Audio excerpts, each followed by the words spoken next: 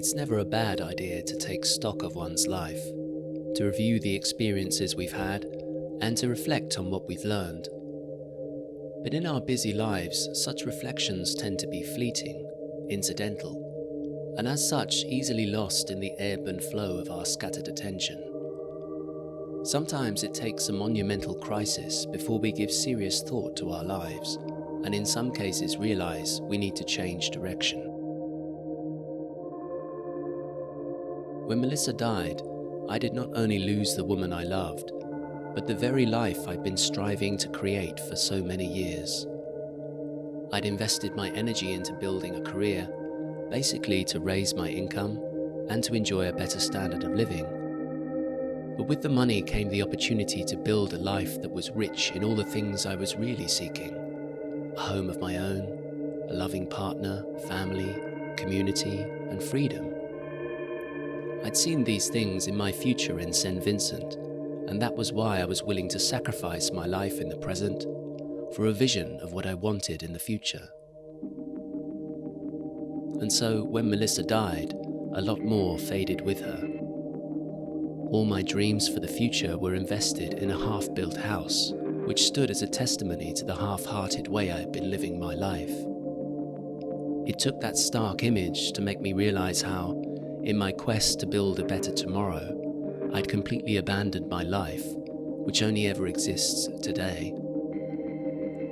Seeing the result of living life as an idea made me consider how I had willfully discarded parts of my life along the road I had taken, and that the parts I had forsaken were the parts that made me happy because they are aspects of who I am.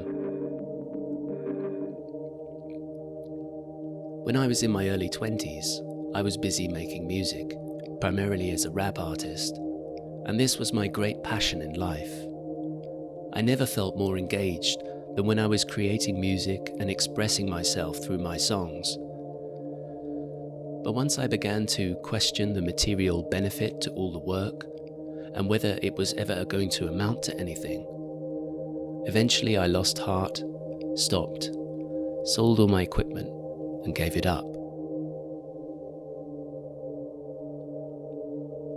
I love expressing myself by creating films and short stories to open a window into a world that's usually closed day to day. But again, I felt the need to justify my efforts by making them pay in monetary terms, and in so doing, slowly but surely, I took my passion out of the whole process. My spiritual practice has been part of my life ever since I can remember. It spans meditation and qigong, as well as simply enjoying nature. The desire for spiritual experience has always been a core drive within me, one that has made me travel the world in search of a deeper experience of life. At one time, I was a devout Buddhist, and that was perhaps the happiest and most fulfilled I've ever been. This may be because I was grounded in the present moment through my practice of mindfulness and meditation.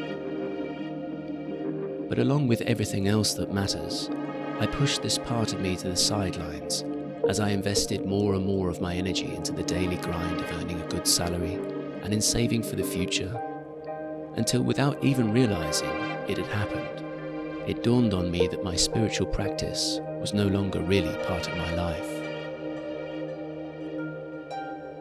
And so, standing amid the ruins of the life I'd been pursuing, I saw clearly the life that I had neglected. It was the life that I had enjoyed before money became my guiding light. It was a life that was focused on the things that I love, the pursuit of what I find fulfilling.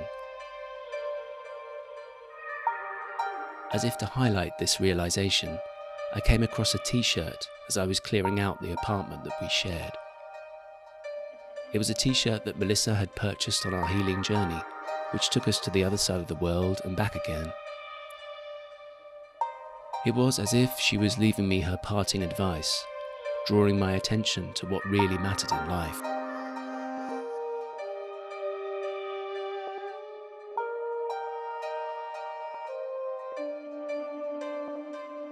It was not lost on me, and a profound sadness came over me. that so much of my shortcomings over the course of my life were a result of the fact that I'd stopped being myself in order to fit in with an idea of what I should be. But you know, it's never too late to follow what you love, because that love is an intrinsic part of who you are. It's what your life is about. And so at an age where most people are settling down to a life of structured responsibilities, I'm traveling back to collect those parts of me that I left behind, because without them, my life is without passion.